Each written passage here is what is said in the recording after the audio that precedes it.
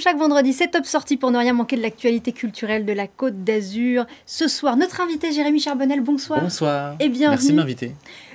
Acteur, comédien, humoriste. Et puis pour m'accompagner, comme chaque semaine, Morgane Lasdy-Pesson. Bonsoir Morgane. Bonsoir Céline, bonsoir Jérémy, bonsoir à tous. Morgane du magazine Le Mensuel. On va commencer avec l'invité de la semaine. Oui, alors c'est Kev Adams, mais je dois être honnête, mon cœur balançait un petit peu entre Kev Adams et Labajon. Labajon que Jérémy connaît très bien.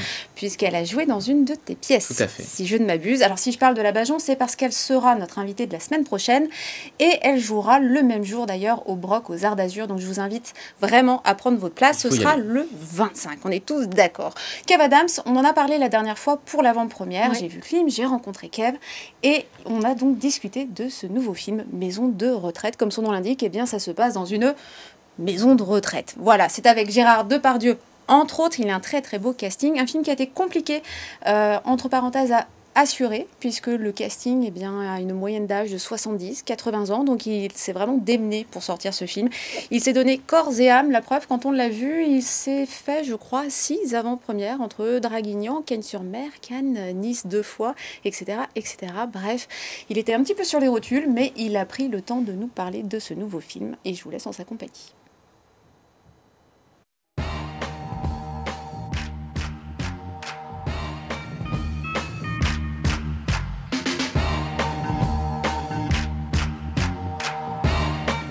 Le plus important, je crois, c'est de dire quand même que c'est ce qui nous attend tous. Parfois, on a tendance à voir les personnes âgées comme presque des corps étrangers, mais en réalité, c'est ce qui nous attend tous. Il y a cette phrase d'un film qui me bouleverse et que je trouve très juste, qui dit « Dans chaque vieux, il y a un jeune qui se demande ce qui s'est passé ». C'est la vérité, c'est la stricte vérité. À un moment donné, c'est pas de la science-fiction. Hein. C'est vieillir, ça fait partie de l'être humain, ça va tous nous arriver et c'est une chance. C'est une chance, ça veut dire... C'est cette autre phrase dans le film que j'adore qui dit vieillir, c'est la seule solution pour pas mourir jeune. C'est la vérité. C'est soit vous mourrez jeune et c'est une tragédie, soit vous avez la chance de vieillir. Donc c'est une chance. Donc ce film célèbre cette chance aussi et rappelle que c'est une chance. Et rappelle que les gens souvent qui ont la chance de vieillir et de vieillir jusqu'à un grand âge ont beaucoup de choses à nous apprendre, beaucoup de choses à nous transmettre aussi. C'est des sujets qui sont traités dans le film complètement et qui sont encore une fois traités avec beaucoup de douceur. On est là pour faire rire, on est là pour amuser les gens et en même temps on fait passer des messages qui sont vrais et qui sont parfois avec un fond un peu plus dramatique, c'est vrai. On pointe dans ce film un problème du doigt et on propose une solution très concrète à la fin. Ce qui n'est pas le cas de tous les films. Souvent dans les films, on pointe un problème du doigt et puis on dit bon bah voilà, nous on a remarqué qu'il y avait ce problème. Mais là pour le coup, non seulement on le pointe du doigt, mais en plus on propose une solution bien concrète. On peut plus travailler ici, c'est un enfer. Tu sais ce que disait Groucho Marx? Non. Dans chaque vieux, il y a un jeune qui se demande ce qui s'est passé. Le petit s'est fait casser la gueule hier soir.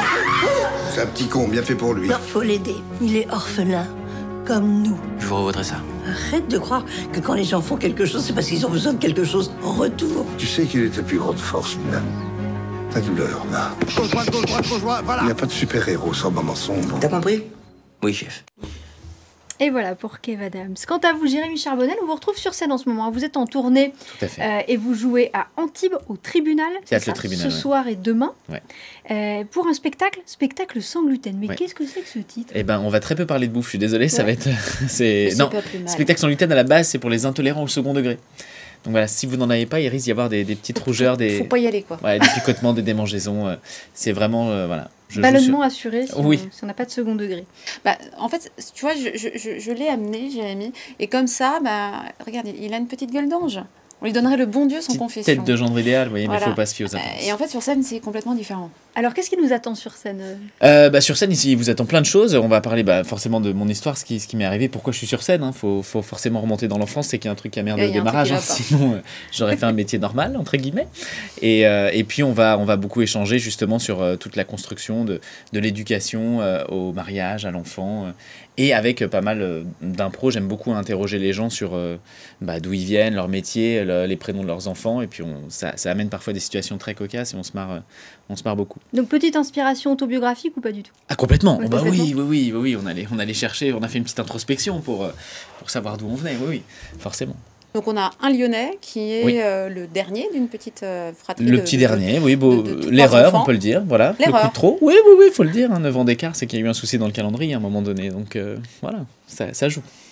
Sur scène, c'est quoi l'état d'esprit? Pas tellement de vulgarité, hein, plutôt de la bienveillance. Oui. On peut dire des horreurs avec le sourire aussi parfois sur scène. Mais complètement. C'est ce que je disais. C'est ce que je disais à Morgane. Sur scène, on peut tout se permettre.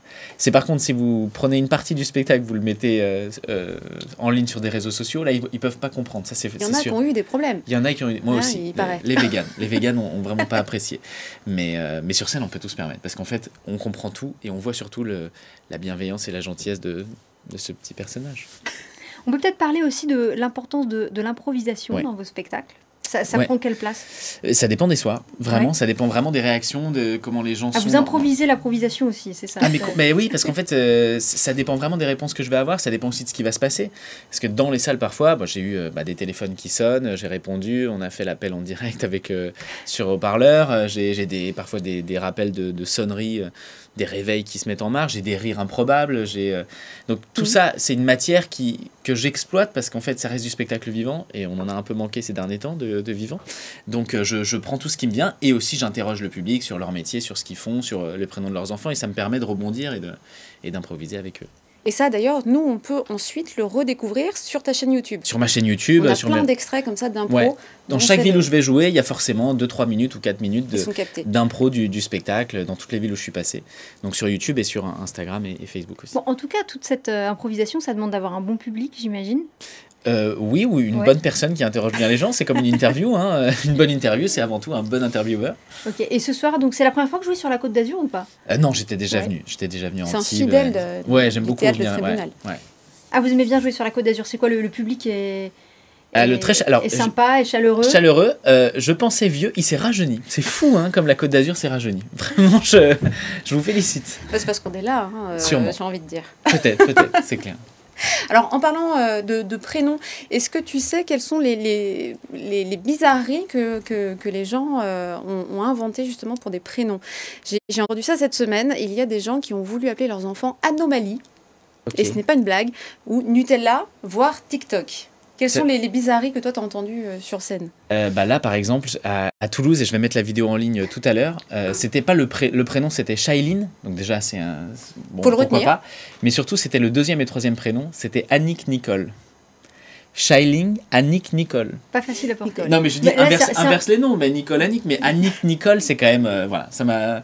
Et ça, à Toulouse, c'était un grand moment. C'est des petites choses qui sont un boulevard pour magique. Un humoriste comme vous. On vous voit donc ce soir et demain au tribunal à Antibes. Il reste quelques places? Oui, ce soir à 20h30, et demain on en fait 2, justement à 18h et 20h30, parce que ça se remplit très bien. Eh bien, on vous souhaite un excellent spectacle sur scène. On vous souhaite d'avoir un bon public. Merci beaucoup, Jérémy Charbonnel, d'avoir été notre invité. On va passer à l'agenda du week-end, Morgane. Avec plaisir.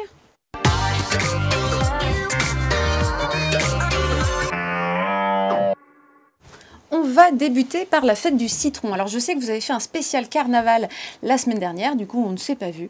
Eh bien ce n'est pas grave, moi je vous emmène à la fête du citron sur le thème opéra et danse. Ça s'achèvera le 27 février. Plus de 200 000 visiteurs par an et plus de 150 tonnes d'agrumes chaque année. Il y aura entre autres de gratuit, la mise en lumière nocturne pour une balade comme ça dans les jardins de Biovès ce soir et vendredi prochain de 19h à 23h. Ensuite, je vous emmène toujours à Menton, mais au théâtre, avec la pièce Cache-moi si tu peux, en compagnie d'Alex Good. Donc là, ce sera au Palais de l'Europe, ce sera le 26 février, et également un tout petit peu plus loin, au Théâtre Galy à Sanary-sur-Mer, le lendemain. Alors là, on est sur un boulevard très moderne, que finalement Jérémy aurait quasiment pu inventer, lui qui a fait pas mal de vidéos sur le confinement et même sur le post-confinement, parce que c'est de ça dont il est question. Nous avons Alex Good qui a la chance ou la malchance, je ne sais pas, d'avoir une femme et une maîtresse, mais les deux ont envie de passer le confinement avec chez lui. Donc il va recevoir les deux, mais il va falloir faire en sorte qu'elles ne se croisent jamais. Autant dire qu'il faut avoir un grand appartement.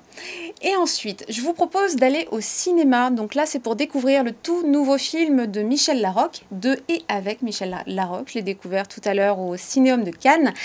Et donc, l'avant-première se fera demain, donc samedi 19 à 17h45 au Cinéum, et à Nice, au Pâté Gare du Sud, à 20h, en compagnie de Michel Larocque, qui fait le déplacement et qui prendra le temps de discuter avec le public après la projection. Et bien voilà, on ne va pas s'ennuyer ce week-end. Merci beaucoup, Morgane, et puis à la semaine prochaine. Et quant à moi, je vous donne rendez-vous lundi pour Planète Locale. Vous aurez d'ailleurs rendez-vous avec Pauline Renoir ce lundi, exceptionnellement. Notre invité pour Planète Locale sera Loïc Dombreval pour parler du bien-être animal dans les Alpes-Maritimes.